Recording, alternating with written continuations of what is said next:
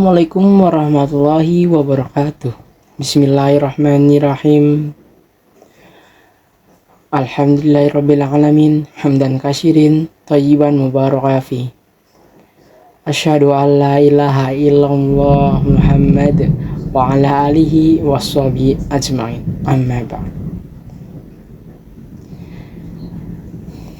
Mari sahabatku, kita panjatkan puji syukur atas rahmat yang telah Allah Subhanahu wa taala karuniai untuk kita. Rahmat sehat, rahmat hidup, dan rahmat untuk mendengarkan dakwah hari ini. Saya akan mengambil tema dakwahnya, yaitu remaja di era digital, di mana remaja itu harus berakhlak mulia dan berakhlak yang kuat. Pada surat Al-Hujurat ayat 13 yang berbunyi, Inna akramakum indallahi atqakum, yang artinya sesungguhnya manusia yang paling mulia di sisi Allah Subhanahu wa taala ialah manusia yang paling bertakwa. Dari surat Al-Hujurat ayat 13 ini kita dapat simpulkan bahwa remaja yang paling hebat bukan remaja yang banyak followersnya, tetapi remaja yang paling hebat itu adalah remaja yang memiliki akhlak yang kuat, di mana remaja ini tidak terdistract walau di tengah zaman digital ini.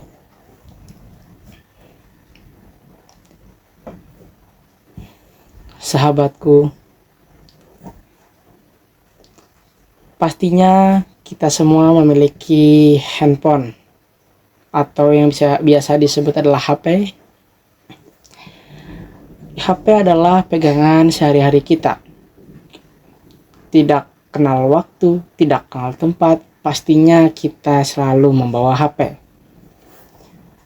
Kita menggunakan HP biasanya untuk bermedia sosial, seperti men-scroll, menge-like, memposting, dan sebagainya. Tanpa disadari, kita telah men-scroll secara tidak teratur atau hal yang negatif juga kita lihat. Maka dari itu, kita sebagai remaja harus tahu mana yang negatif dan mana yang positif. Karena setiap postingan adalah cerminan dari diri kita sendiri. Setiap komentar adalah saksi iman bagi kita sendiri. Dan setiap jejak digital adalah tanggung jawab kita nanti di akhirat kelak. Dalam surat Qaf ayat 18 yang memiliki arti, tidak satupun kata yang terucap kecuali dicatat oleh malaikat. Dari sini kita belajar bahwa tangan dan jari kita harus kita gunakan sebaik mungkin. Tangan dan jari kita ini harus digunakan untuk hal-hal kebaikan. Gunakanlah pandangan kita, jaga pandangan kita agar kita terhindar dari hal-hal yang negatif dan selalu dilindungi oleh Allah Subhanahu wa taala.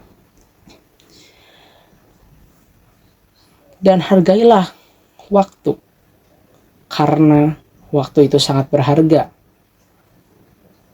Waktu itu bukan materi, bukan uang, tetapi dia adalah suatu hal yang sangat berharga.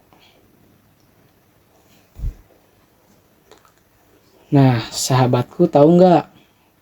Teknologi adalah alat yang harus kita kuasai. Tapi pengertian itu ternyata bertolak belakang di zaman sekarang ini. Di zaman sekarang ini, teknologi malah menguasai diri kita sendiri. Coba bayangkan, kalau kita dikuasai teknologi, artinya kita diperbudak oleh teknologi. Jadinya, kita harus keluar dari zona itu.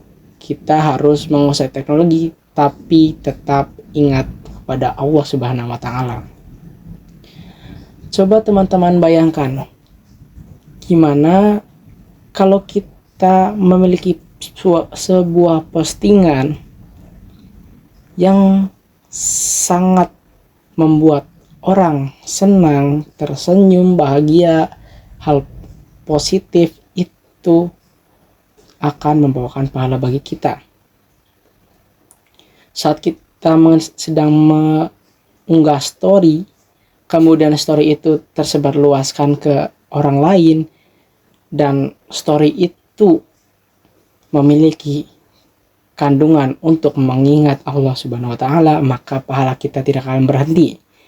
Baik kita sedang tidur, sedang makan, bahkan sampai sedang melakukan kegiatan lain, pahala itu tidak akan berhenti. Jadi dari sini kita menyimpulkan bahwa remaja Islam itu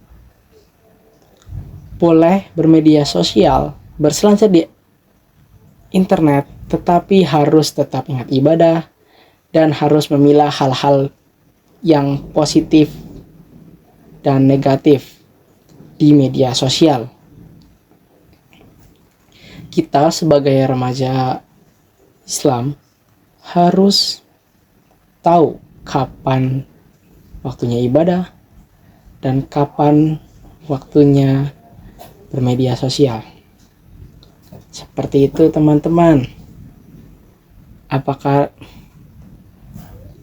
kalian tahu juga sahabat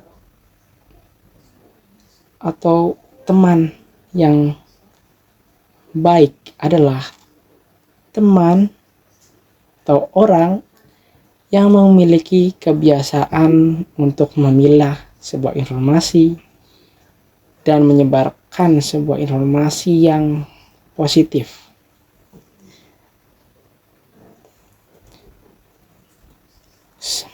Maka dari itu, marilah kita panjatkan rasa terima kasih kita kepada Allah Subhanahu wa Ta'ala karena telah memberikan kita umur yang panjang untuk membuat kita sadar dan selalu bertobat ke arah yang benar dan positif. Mungkin sekian saja materi hari ini. Terima kasih.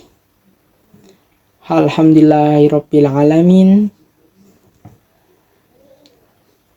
Asyhadu an la ilaha illa anta astaghfiruka wa atubu ilaih. Terima kasih. Wassalamualaikum warahmatullahi wabarakatuh. Allah tidak mungkin menguji seorang hamba di luar batas kemampuannya. Jadi kalau kita sedang punya ujian di rumahkah, pekerjaankah, kehidupan sosialkah, sebesar apapun ujian itu, kata Allah, memang karena Anda yang sanggup. Kalau nggak sanggup gak akan diuji. Di ujian itu berbanding lurus dengan kemampuan. Mustahil seorang hamba diuji di luar batas kemampuannya.